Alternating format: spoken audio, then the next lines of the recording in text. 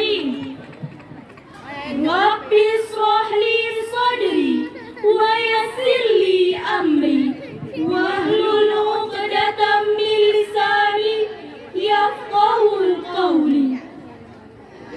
Salam pembuka izin kami lantunkan. Assalamualaikum warahmatullahi wabarakatuh. Semangat belajar tak dapat digugat. Belajar di pesantren kaligrafi. Jawab salam kurang semangat. Kami ulangi sekali lagi. Assalamualaikum warahmatullahi wabarakatuh.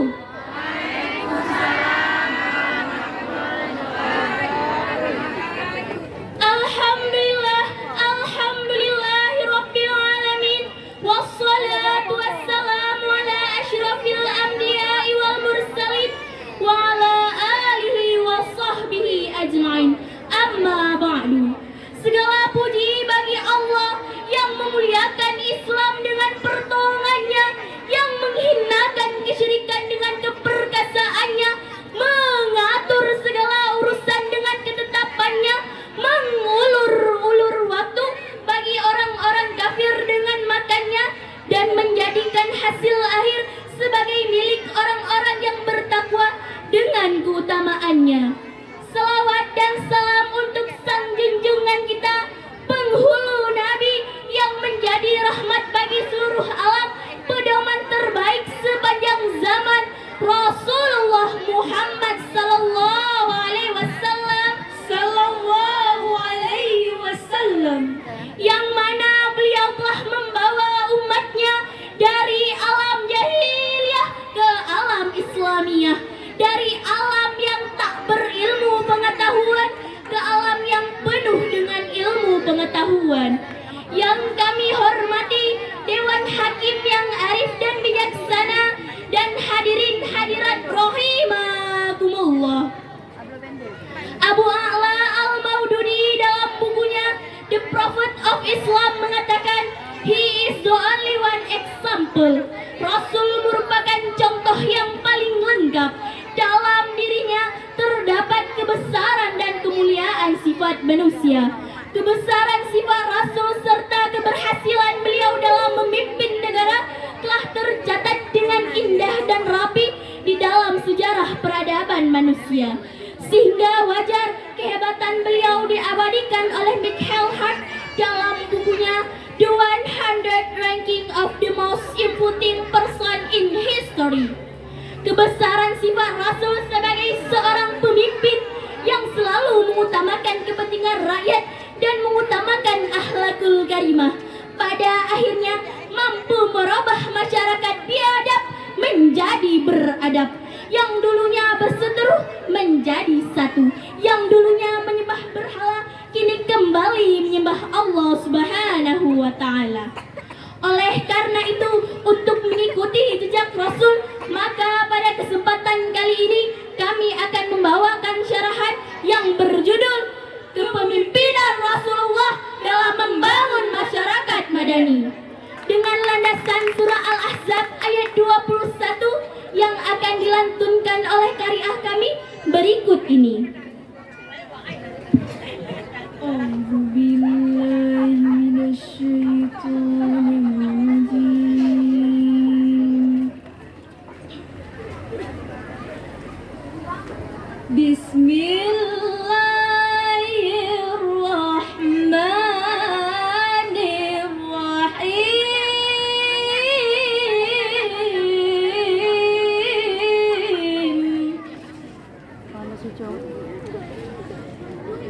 Laqad kana lakum fi Rasulillahi uswatun hasanah.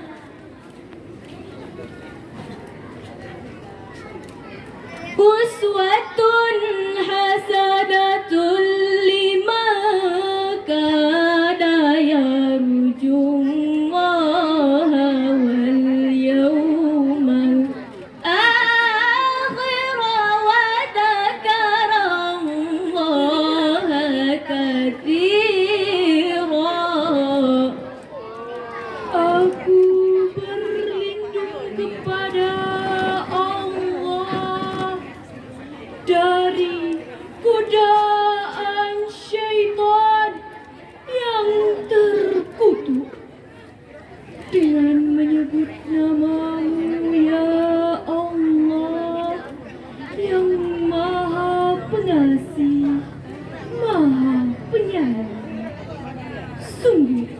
telah ada pada diri Rasulullah itu suri teladan yang baik bagimu, yaitu bagi orang yang mengharap rahmat Allah dan kedatangan hari kiamat, dan yang banyak mengingat Allah.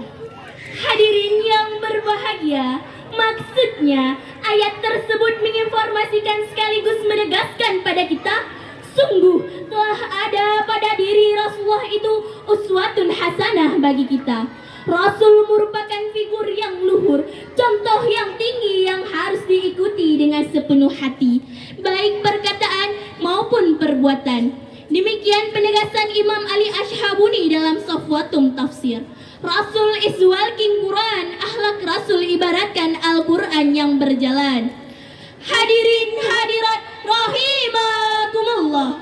Lantas bagaimana akhlak bangsa kita, terutama para pemimpin kita saat ini? Jawabannya adalah alhamdulillah. Masih ada pemimpin yang patut diteladani, masih ada pejabat yang bisa mengayomi, masih ada aparat yang peduli. Semua itu patut disyukuri walaupun jumlahnya sangat sedikit sekali. Karena masih banyak pejabat yang bejat, masih banyak politisi yang tidak amanat dan bergelimang kemaksiatan. Kita sekarang mengalami krisis moneter yang membuat kita keteter, ditambah pemuda-pemuda yang teler dan pemimpin yang killer. Bagaimana reformasi teraplikasi sementara para pemimpin mengalami dekadeksi? Reformasi yang kita cita-citakan malah destruksi yang jadi kenyataan. Kesejahteraan yang kita dambakan malah kesengsaraan yang kita rasakan. Hadirin yang berbahagia, apa yang harus dilakukan para pemimpin kita agar bangsa Indonesia bisa berjaya? Sebagai jawabannya, marilah kita renungkan firman Allah dalam Quran Surah Al-Imran ayat 159 yang akan dibacakan oleh qari'ah kami berikut ini. فبما رحمة من الله لنت لهم ولو كنت فظا غليظ القلب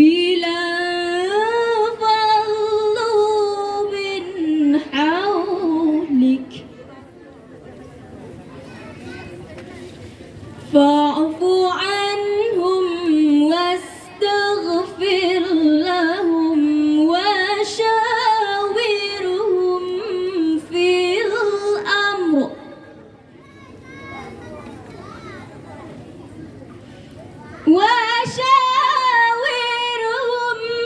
الأمر فإذا عزمت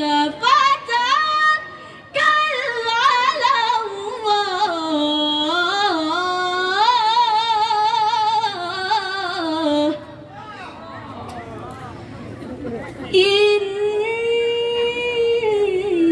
الله يحب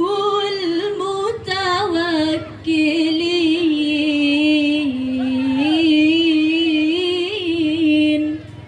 Maka berkat rahmat Allah, engkau Muhammad berlaku lemah lembut terhadap mereka.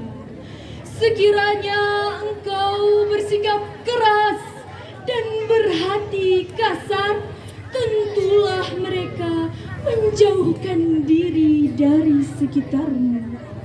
Karena itu maafkanlah mereka dan mohonkanlah ampun untuk mereka, dan bermusyawarahlah dengan mereka dalam urusan itu.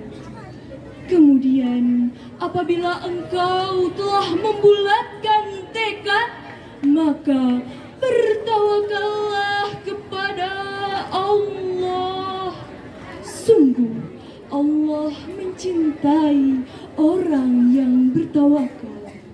Hadirin rahimakumullah, Profesor Dr. Quraish Shihab dalam Tasfir Al-Isbahnya menjelaskan, ayat tadi mengandung 3 cara Rasul dalam berdakwah yang berisi pesan moral bagi seorang pemimpin bangsa kita, yaitu pertama, Rasul senantiasa bersikap lemah lembut baik kepada kawan maupun lawan.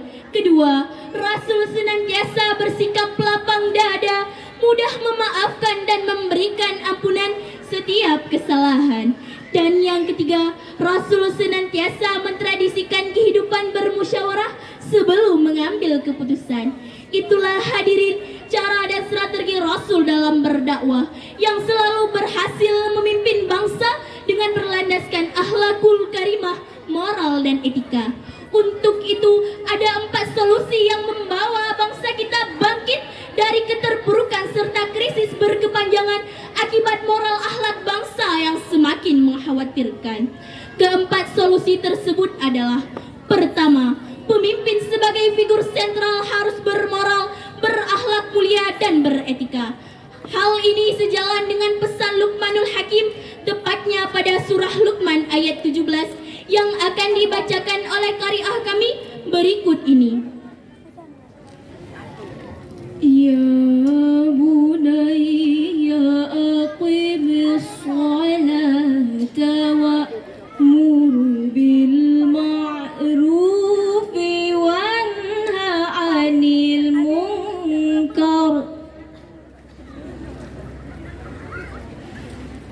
wa'mur bil ma'rufi wanha 'anil munkari wasbir 'ala ma asabak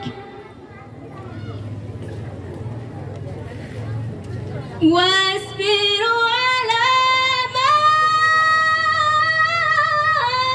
asabaka inna dhalika min azmil umur.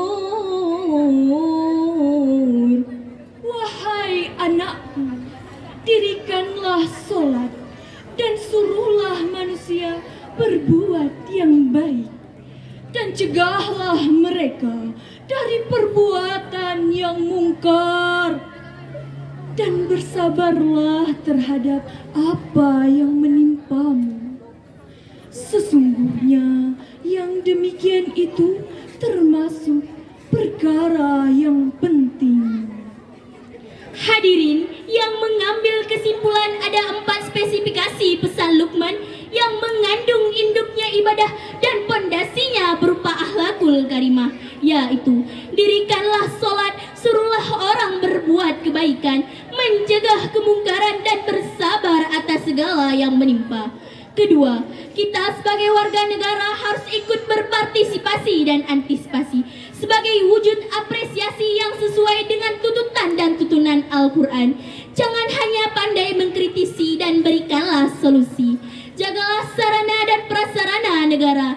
Jangan berbuat durjana karena Allah akan murka dan kita akan mendapatkan bala dan bencana.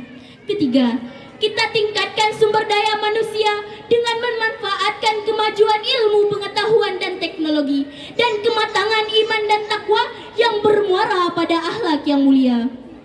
Dan yang keempat, tingkatkanlah harmonisasi ulama dan pemimpin. Hubungan keduanya harus erat agar hidup dapat nikmat dalam negara yang berdaulat dan penuh berkat. Hadirin yang berbahagia, jika keempat langkah solutif ini terrealisir, maka bangsa kita akan jaya, terhindar dari malapetaka dan senantiasa mendapatkan ridha Allah Subhanahu wa taala. Sesuai dengan janji Allah dalam Quran surah Al-Maidah ayat 9 yang akan dilantunkan oleh qari'ah kami berikut ini. Wa'adallahu alladhina amanu wa 'amilus shalihat lahum maghfiratun wa ajrun 'azim.